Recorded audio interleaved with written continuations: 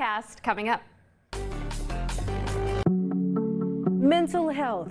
We're all talking about it. As well, the mental health system isn't working. Many of them in the grips of mental illness.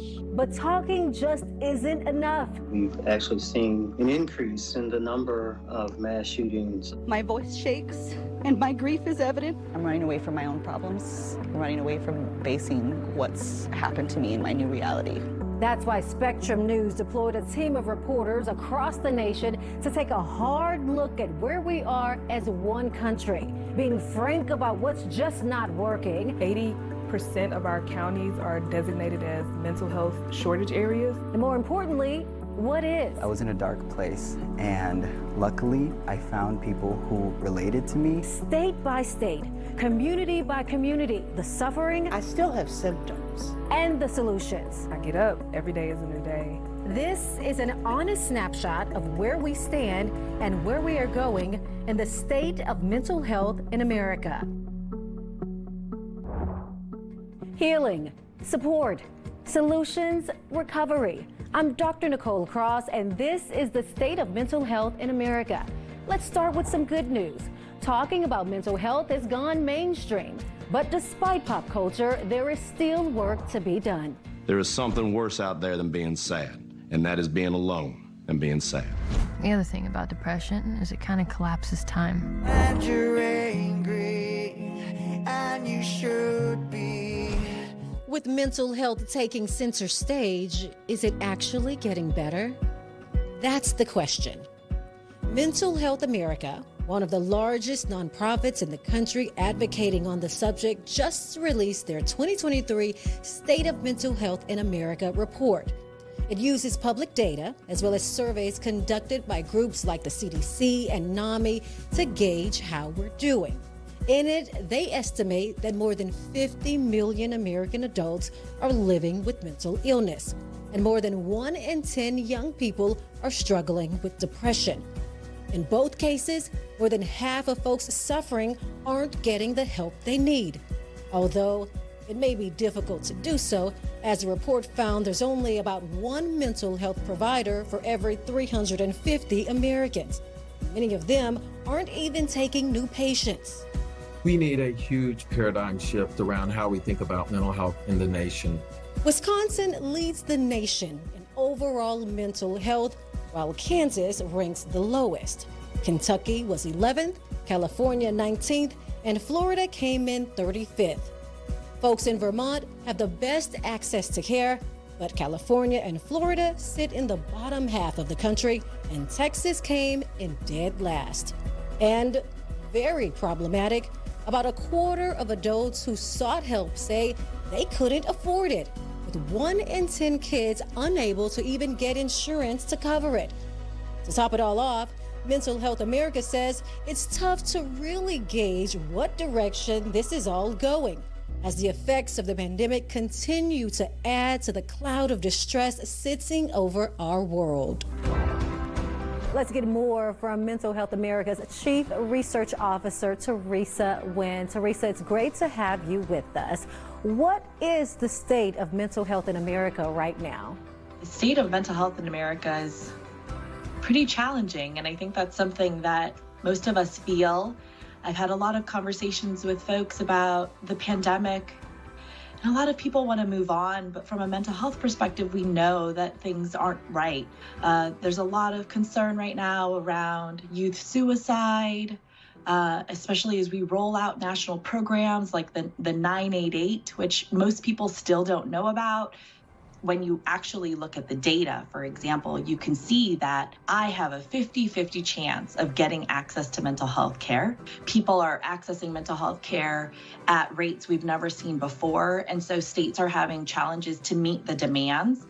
What brings me hope is that our youth are so open to talking about mental health. Their willingness to speak openly about the challenges that they're facing has spread.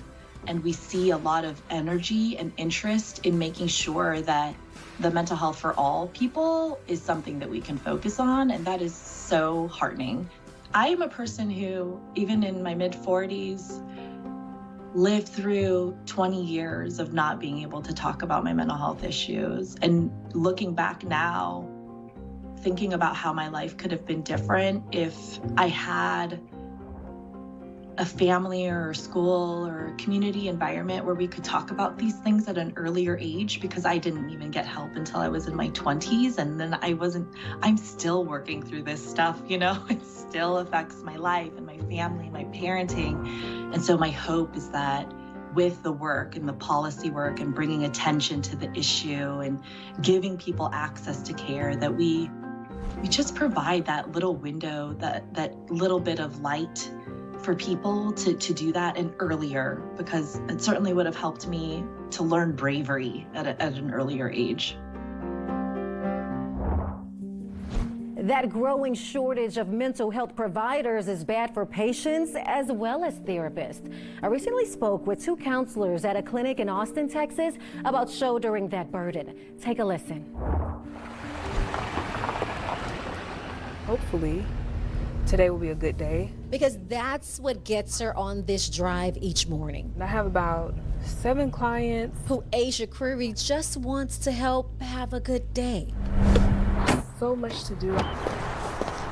So much in so little time. I have a case where the person experienced racial trauma while giving a birth. Asia and her team of therapists start every morning these days with a packed schedule. So the fear is the hospital. Yes. Which in a way is good. That's why she does it. I do it because it's necessary. I've created not only a safe space for other people, but I've created a safe space for me. I just knew I wanted to help people. For Asia's co-worker Shayla Wilson, it's specifically about helping kids struggling to have that good day. And I work with kids that have depression, anxiety, some develop some obsessive disorders. Kids she sees herself in. How adorable is she? Sometimes even sees her own daughter in. Because they endure a lot. They endure a lot, and they just want someone to ask them, what can I do for you? But she's losing track of how many she's asked that question. And so that's one piece. Asia's whole team is. Because while plenty come to them for help, they need it too. We need therapists. I feel like we just don't have enough. Not enough to fill all the need here in Austin. And that's just a fraction of those coming to them for help. I have clients that drive in from Killeen. I have clients that drive in from San Marcos. We have clients come in from everywhere. While more people seek help than ever, most of the country sits in a deficit of therapists. But nowhere is it in worse shape than in Texas. 80% of our counties are designated as mental health shortage areas. Would you believe we're up to 98? Okay, when did that happen? Yeah, it's recent. That's a ratio of about 30,000 people to every 1 therapist. It's a lot. It's a lot. Shayla says the weight of it all, of balancing the demand out there with her own mental health. It weighs on you. It weighs on you. It's do I stay late? Do I go in early? It also feels like when you don't take on that extra kiddo or you don't stay late, that you're telling someone no. Is that guilt? Yeah, a little bit. Yeah. So the need cascades in from both sides. And Asia does what she does, tries to help everyone. About 2 weeks ago, we were down at the state capitol, lobbying lawmakers for help, the colleges and universities to train more mental health professionals. Can she solve the problem? She says she can help. The mindset of every day is a new day works for me. I get up, every day is a new day, and every day is going to be a good day. Because that's all she wants for anybody, to find that good day. Coming up, we head to New York to take a closer look at the cracks in our mental health system and the Americans who fall through. So 3 years after this heroic portrait of Michael in the Times, he was on the cover of the New York Post under an enormous headline, a single word, psycho. Then we go to California to check out a unique take on therapy found only on the Golden Coast. And remember, it's okay to not be okay. There is help available 24/7. Call or text 988, the National Suicide and Crisis Lifeline, to speak with someone in your local community.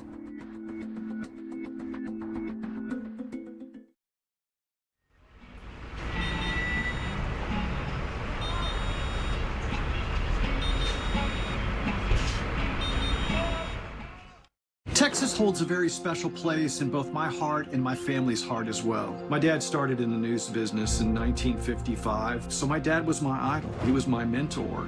I spent so much time in that world. I knew I just had to be a part of it.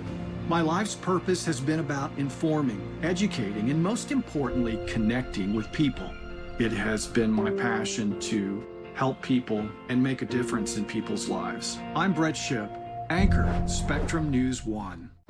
So this one-size-fits-all network upgrade is the best you guys can do? That's accurate. Yeah. Accurate. Better than that. It's the only thing we do. That's how we know it's right for you. We get it.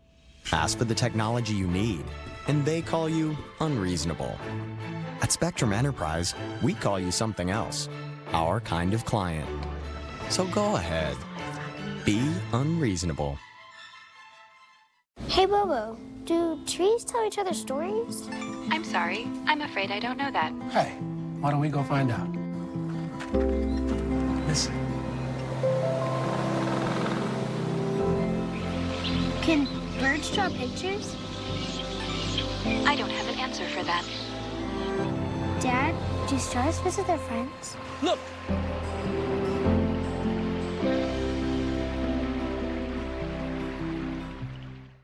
We have one mission, and that is to serve our community.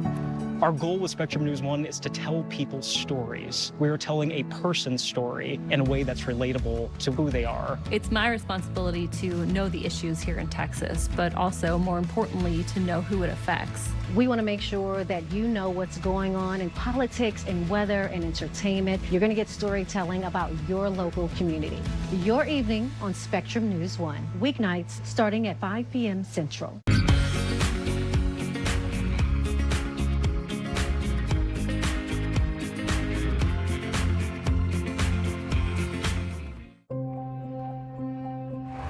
Second, let's do more on mental health, especially for our children.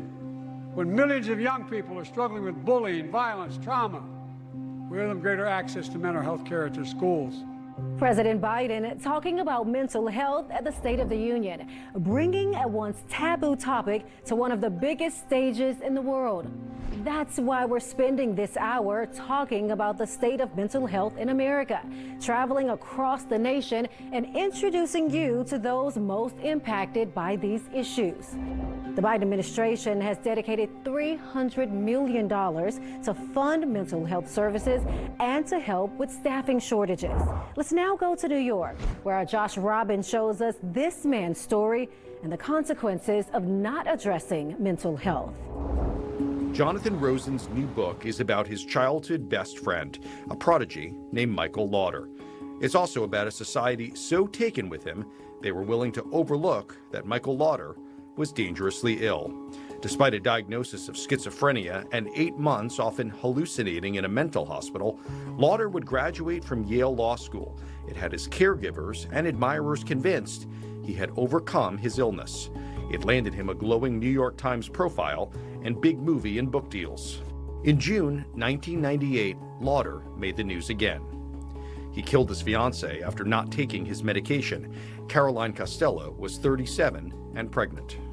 So 3 years after this heroic portrait of Michael in the Times, he was on the cover of the New York Post under an enormous headline, a single word, psycho.